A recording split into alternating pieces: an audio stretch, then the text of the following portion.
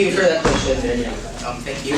Again, as in my year as HR AVP, I really did try to push for a lot of initiatives, especially from the different departments. But unfortunately, I think the year last year, as I look back at it, I feel like again we focused a lot on external growth. The EP last year, I think in their term, they really wanted a very successful year externally with big projects, with grand projects, and really give attention to the detail of each and every meeting, each and every core meeting. So I guess since the very start, since LPS all the way down to the first semester, and a little bit less in the second semester, but still, they gave a lot of importance to the different trainings for events. Thank you. So that was Jason Buen, President candidate for So now we're moving on to the EVPs. So our first candidate is Reginald Ong.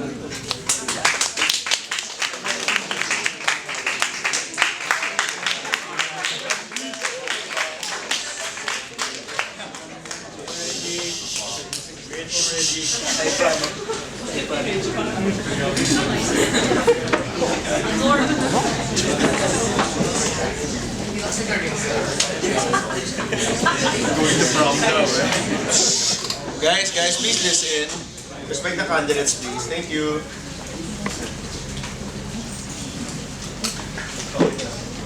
Still remember.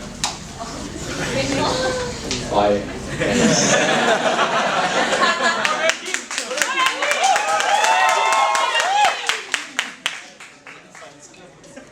still remember when I was in first year, when I walked into Ateneo, and I joined 6 orgs. First, I joined EA, I joined Celadon, I joined Greco, my home org, and I joined AJMA. I always prioritized the first 3. I never really mind AJMA. When I prioritized the first 3, they gave me level head positions in my very first year. AJMA was just there, I didn't really mind it. But I still wanted to give it a shot. And with AJMA, they gave me so many opportunities to grow. They gave me so many projects, and they trusted me with it. They believed in me even before I believed in myself. Even before others believed in me. And where's it got me? I'm running for EVP. And that is why I owe so much to this organization. Because in no other organization is my story even possible. So welcome to the land of opportunity, everyone. Let's admit it, we have 3, 2, and 1 years left in this organization. Some of us only have 1 project. And when I go around, I ask people, what org are you part of? Of course, they say admin. I ask admins first. But then, I realized I've been asking the wrong question. Because in the long run, we always look at the long run. We like looking at the big picture. In the long run, you're not part of AJMA. AJMA's only a small part of you. And we want you to look back and say, you know what? I grew in this organization because we gave you opportunities to grow. When's the next time you can lead 10, 20, 30 members? When's the next time you can be a participant or be an organizer in an event where you impact 1,000 people and thousands more online? When's the next time you can impact a nanay, you can help her through marketing education? Our vision is to look back and say, those 4 magical years I spent in AJMA, that's where I really grew. I really unleashed our potential. But you know what? How can we do this? How? I'll tell you how. Through my platform. We want to create opportunities.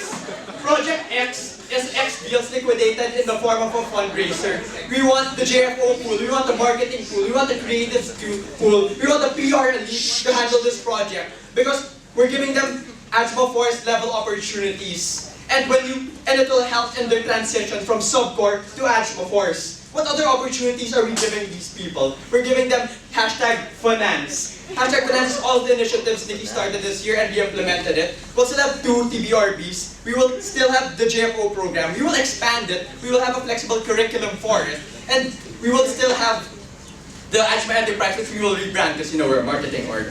And we'll still have external subsidies and book of suppliers. But when we create more opportunities, there will be more roadblocks along the way. What can we do about these roadblocks? We created Money Matters. It can be found in my platform.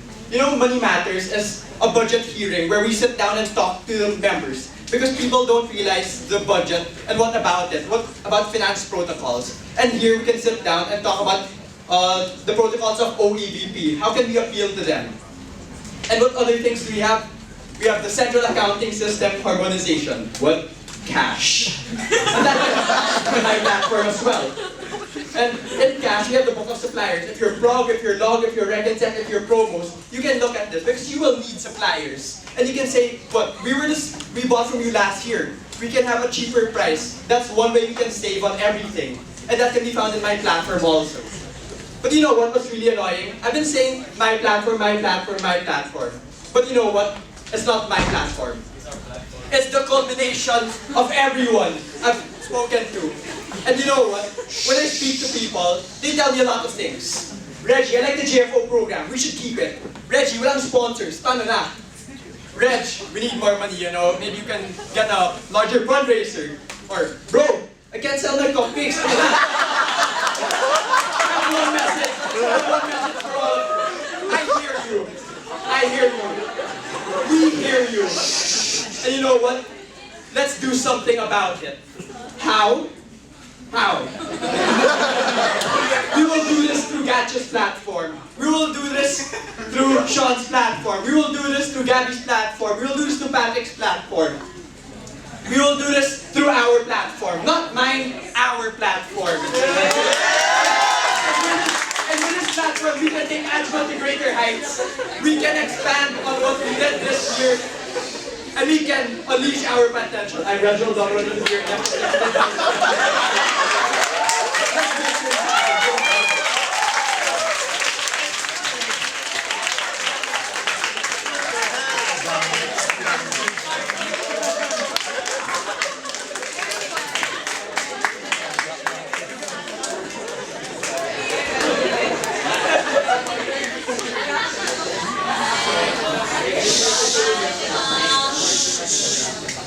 I'm gonna go more into the specifics of your plans. So first of all, what documents other than the book of suppliers exactly do you plan to put in the cash? And who are the concerned people that are gonna be able to access it? The documents in Cash other than the book of suppliers will be the income statements from the previous years. And it will only be accessible to the people who are involved. Like if you're a project head of CSR and you want to see the budget from last year, we will show you the budget from last year and only you can view it. We won't show it to the other people because they're sensitive information. And if you're a project head of TEDx, you can see TEDx this year, last year, and 2 years ago. So you can base the budget from there. TEDx is really growing finance-wise. Thank you very much. Reggie on the mic. Anyway, my question is, diba, like in events, they kind of plan months ahead, but then a lot of the budgets, they kind of change like as the months go by and it's nearing the project now. And in your platform kasi, you say na parang you need like a meeting of sorts for you to discuss the types of finances that they will require for the project. So how will your platform be like parang flexible to these changes? And how can you maintain your organization with regard and adapt to those changes for the events? So thank you for the question. The Money Matters is really learning about the process. Like if programs in an event they overspend, it will affect all the other committees, and that's what we want to show them. If you overspend, if you are a heavier weight in the committee, it will affect other people and it will affect the entire project. The budget will still be a little bit more flexible. It won't be like, okay, you can only spend 10,000, nothing more than that, because we don't compromise cash for the effect and impact of the event. Thank you very much. Regarding Project X, so you mentioned in your platform that it's going to be handled by DFOs and the finance heads of the certain projects. Okay, so if that's the case, will the finance subcore play a part? And how will the split be among finance subcore and JFOs? Also for Project X, what happens if the X deals are really just things like, cream silk, sachets, ganun? What if it's something that, you can't exactly plan some sort of big fundraiser for? What's your game plan for this? So thank you for the question. The first part is the finance heads. The finance heads and DFOs will handle Project X, but for the finance subcore, it will be separate from Project X. They won't mingle in it because we're giving the force level jobs to the marketing pools. The other finance subcore will be on a separate fundraiser. And for if it's really like the X deals are really bad, I believe the marketing pool is able to look for other kinds of deals. If they can explore trade deals, if they can explore different kinds of activations in school.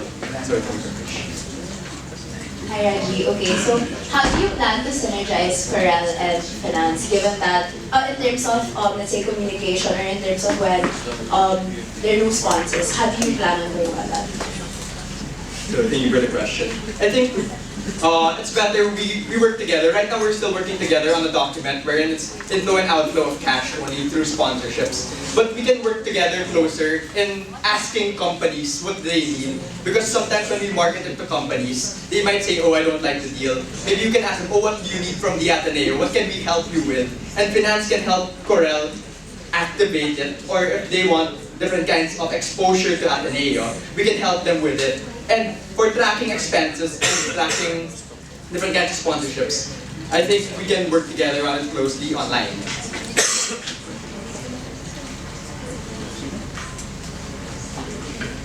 Hello. Okay, so given that there are just so much meetings already per project, what is the added value of a budget hearing? What sets it apart from any other committee meeting, and how would you reconcile it? How will I go to this? What is a budget hearing anyway? Parang, is it better for me to go to a budget hearing than a committee meeting? So thank you for the question. What I really wanted for the budget hearing was let's admit it. There's sometimes that there are individuals in the force who are not working on their jobs. What the budget hearing does is we're asking you for a budget, and that immediately helps you look for things. We'll ask you, okay, programs. We need the budget. This was last year. This was 2 years ago. Then they'll scramble to start moving on the budget because they have to submit one. So they'll start looking for suppliers. They'll start looking for conceptualizing things, and it immediately moves them already. So it's more important than a committee meeting because it pushes the person to really work for it already.